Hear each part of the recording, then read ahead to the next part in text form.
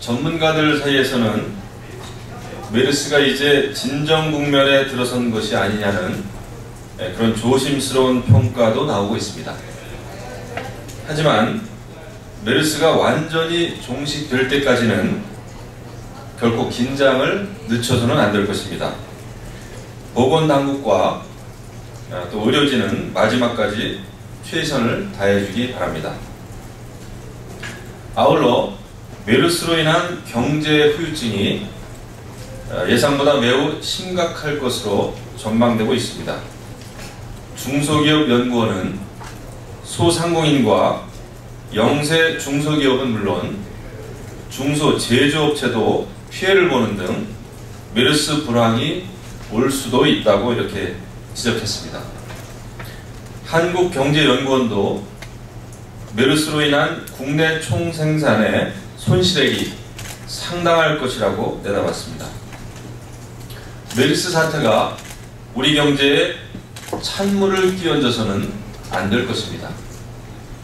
정부와 모든 경제 주체들은 메르스로 인한 경제 피해를 최소화하고 경제의 불씨를 살리는데 모든 노력을 다해주기를 바랍니다. 이와 함께 새누리당은 메르스 피해 지역 농산물 사주기 운동, 이 지역에서의 여름 휴가 보내기 운동 등을 확산시켜 나갈 것을 제안합니다. 국회도 메르스로 인한 경제 후유증을 극복하는 데 앞장서야 하겠습니다.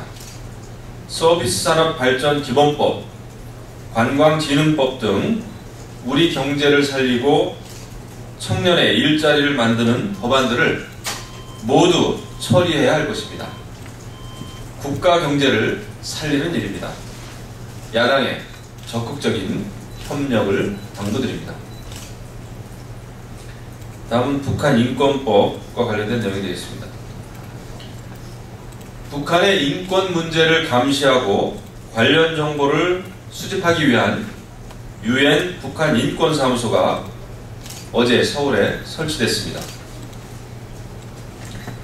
UN 인권이사회 권고에 따라 문을 열게 된 UN 북한 인권사무소는 앞으로 북한 인권을 개선하는 선도적인 역할을 할 것으로 기대됩니다. 인권은 인류의 보편적인 가치입니다. 인권은 정치, 이념, 그리고 국경을 넘어 인간이라면 누구나 태어날 때부터 누려야 하는 권리입니다. 그런 인권이 무참히 짓밟히는 북한의 현실을 직시하는 것은 같은 민족인 우리의 당연한 책무입니다. 그럼에도 불구하고 10년 넘게 북한 인권법을 제정하지 못하고 있는 것은 국제사회와 역사 앞에 매우 부끄러운 일입니다. 이번 UN 북한 인권사무소의 설치를 계기로 북한 인권법에 관한 논의를 더욱 활발하게 해야 합니다. 야당의 전향적인 협력을 당부합니다. 다음은 북한에 억류 중인 우리 국민 2명에 대한 무기징역 선고와 관련된 내용이 되겠습니다. 북한은 억류 중에 있는 우리 국민 2명에 대해 무기징역을 선고했습니다. 우리 정부의 거듭된 석방과 송환 요청에도 불구하고 북한이 일방적으로 무기징역형을 선고한 것은 아시겠습니다. 우리 정부의 거듭된 석방과 송환 요청에도 불구하고 북한이 일방적으로 무기징역형을 선고한 것은 매우 유감스러운 일입니다. 북한의 이번 선고는 국제관례에도 어긋나는 반인권적인, 반인도적인 조치입니다. 국민들은 억류된 우리 국민이 하루빨리 가족의 품으로 돌아오기만을 애타게 기다리고 있습니다.